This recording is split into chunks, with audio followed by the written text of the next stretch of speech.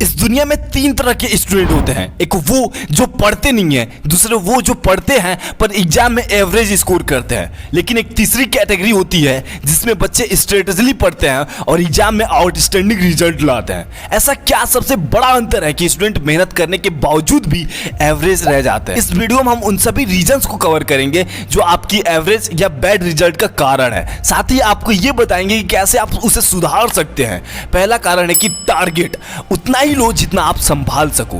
हो सकता है कि आपको एक पार्टिकुलर सब्जेक्ट डिफिकल्ट लगता हो या टाइम की कमी हो, आप उसे इनफ अटेंशन नहीं दे पा रहे हो, तो इट्स बेटर कि आप 10 में से 7 चैप्टर्स ही पढ़ो, लेकिन उन्हें अच्छे से पढ़ो, उन्हें सबसे पहले फिनिश करो। प्लस यहाँ पर यह भी समझना जरूरी है कि आपको ओवर स्टडी नहीं करना है। सेकंड रीजन कि आप अपने डाउट क्लियर नहीं कर रहे हो। मोस्टली बच्चे क्लास में ध्यान नहीं देते हैं और जब एग्जाम आते हैं तो उनको कंफ्यूजन होती है कि ये कैसे हुआ, ये कैसे हुआ और क्यों हुआ, ये चैप्टर आया कहाँ से, इस चैप्टर में ये बोलना क्या चाह रहा है, मतलब इसका सेंस ही कोई नहीं समझ में आ रहा होता है। आप चीजों को समझने के बजाय उन्हें रटने लगते हो कि भाई बुक में जो लिखा है उसे छाप दूंगा।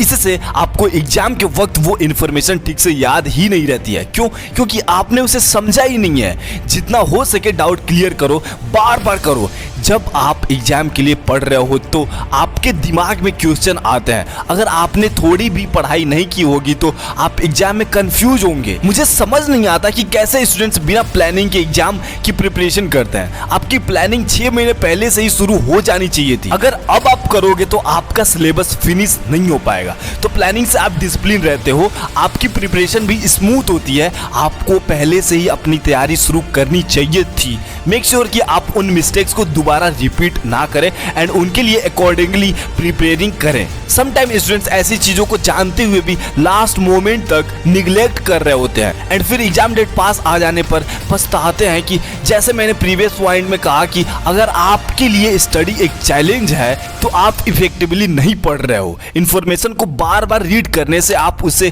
फैमिलियर होते हो, आप उसे अंडरस्टैंड नहीं करते। स्टूडेंट्स जो पढ़ते हैं उसका सिर्फ 10% याद रखते हैं, जो सुनते हैं उसका 20% याद रखते हैं, लेकिन जो करते हैं उसका वो 90% याद रखते हैं। इसलिए रीड करने से ज्यादा एक्सपीरियंस करने पर फोकस करो। इसके अलावा आप बुक बंद करके सिर्फ एक पेज में पूरे चैप्टर को समराइज भी कर सकते हो या उसके माइंड में मैप्स भी बना सकते हो। मेहनत करना जरूरी है, लेकिन मेहनत आपकी प्रिपरेशन का एक पार्ट है। इफेक्टिवली पढ़ने के लिए आपको प्रॉपर स्ट्रेटेजी और अंडरस्टैंडिंग की जरूरत है।